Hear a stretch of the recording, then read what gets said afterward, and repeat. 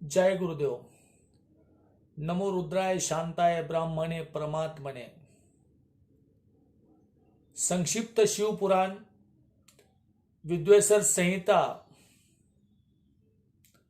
भगवान शिव के लिंग एवं साकार विग्रह की पूजा के रहस्य तथा महत्व का वर्णन। सूत जी कहते हैं, शौनक, जो श्रवण, कीर्तन और मनन इन तीनों साधनों के अनुष्ठान में समर्थ न हो, वह भगवान शंकर के लिंग एवं मूर्ति की स्थापना करके नित्य उसकी पूजा करे, जो संसार सागर से पार हो सकता है। वज्र का अथवा छल न करते हुए अपने शक्ति के अनुसार धन राशि ले जाए और उसे शिवलिंग अथवा शिव मूर्ति सेवा के लिए अर्पित कर दे। साथ ही निरंतर उस लिंग एवं मूर्ति की पूजा भी करे। उसके लिए भक्तिभाव से मंडप, गोपुर, तीर्थ, मठ एवं छत्र की स्थापना करे तथा उत्सव रचाए। वस्त्र, गंध, धूप, दीप तथा पूजा और शाक आदि व्यंजनों से युक्त भांति भांति भक्ष्य भोजन अन्न नैवेद्य के रूप में समर्पित करे। छत्र, ध्वजा, व्यंजन, चामर तथा अन्य अंगों सहित राजोपचार की भांति सब समान भगवान के शिव के लिंग एवं मूर्ति को चढ़ाए। प्रदक्षिणा, नमस्कार तथा यथाशक्ति जप करे। आवाहन से लेकर विसर्जन तक सारा कार्य प्रतिदिन भक्तिभाव से संपन्न करे।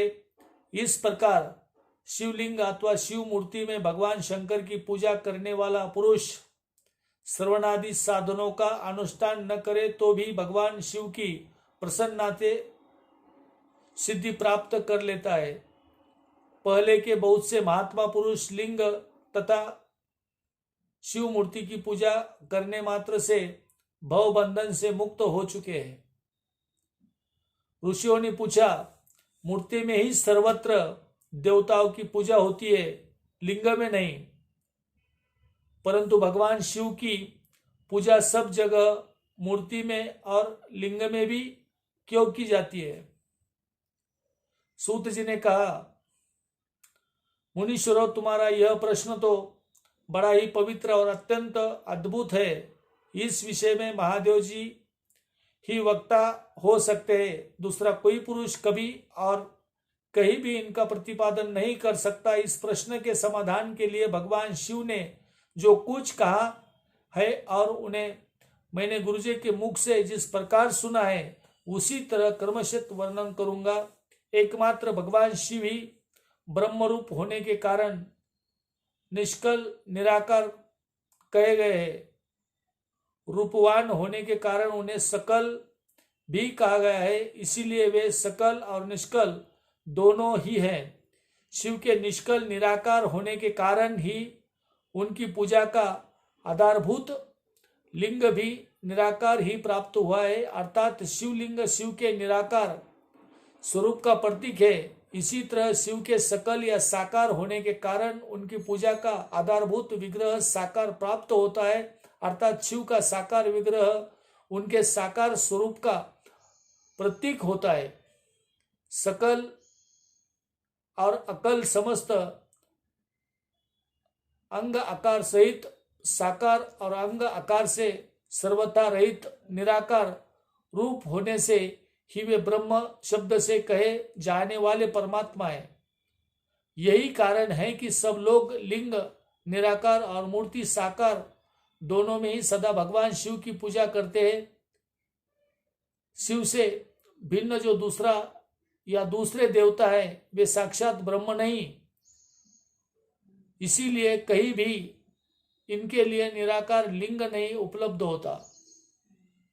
पूर्व काल में बुद्धिमान ब्रह्मपुत्र सनत कुमार मुनि ने मणंदराचल पर नंदिकेश्वर से इसी प्रकार का प्रश्न किया था।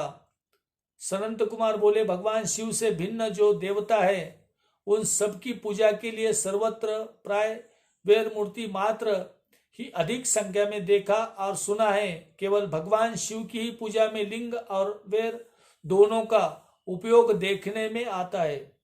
अंत में कल्याणमय नंदिकेश्वर, इस विषय में जो तत्व की बात हो उसे मुझे इस प्रकार बताइए जिससे अच्छी तरह समझ में आ जाए। नंदिकेश्वर ने कहा, निष्पाप ब्रह्म कुमार, आपके इस प्रश्न का मैं जैसे लोगों के द्वारा कोई उत्तर नहीं दिया जा सकता, क्योंकि यह गोपनीय विषय है और लिंग साक्षात ब्रह्म का प्रतीक है। तथापि आप शिव भक्त हैं, इसीलिए इस विषय में भगवान शिव ने जो कुछ बताया है उसे ही आपके समक्ष कहता हूं। भगवान शिव ब्रह्म स्वरूप और निष्कल निराकार है, इसीलिए उन्हीं की पूजा में निष्कल लिंग का उपयोग होता है। संपूर्ण वेदों का यही मत है। सनत कुमार बोले, महाभाग योगींद्र, अपने भगवान शिव तथा दूसरे देवताओं के पूजा में लिंग और वैर के प्रचार का जो रहस्य विभाग पूर्वक बताया है वह यथार्थ है। इसलिए लिंग और वैर की आदि उत्पत्ति का जो उत्तम वृत्तांत है उसी को मैं इस समय सुनना चाहता हूं। लिंग के प्रकाट्य का रहस्य सूचित करने वाला प्रसंग मुझे सुनाइए। इसके उत्तर में नंदिकेश्वर ने भगवान महादेव के निष्कल स्वरूप लिंग के आविर्भाविक का प्रसंग सुनाना आरंभ किया।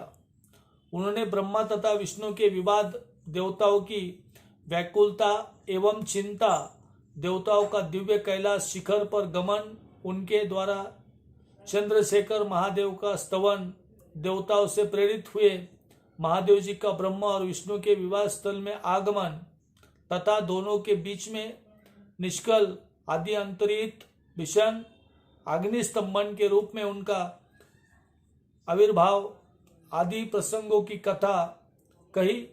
तदनंतर श्री ब्रह्मा और विष्णु दोनों के द्वारा उस ज्योतिर्मय स्तंभ की ऊंचाई और गहराई का ठाहा लेने की चेष्टा एवं केतक की पुण्य के शाप, वरदान आदि के प्रसंग भी सुनाए। यह संक्षिप्त शिव पुराण विद्येश्वर संहिता का 5वां और 8वां बीच में का अध्याय है। आप इसे जरूर सुनकर अपना भाग्य बदलिए, अपने भाग्य को बदलिए और शिव स्वरूप को जानिए, शिव स्वरूप को जानने की कोशिश करिए। जब शिव स्वरूप आपके पूरा समझ में आ जाएगा तो आपके जीवन का एवं कल्याण हो जाएगा। जय गुरुदेव।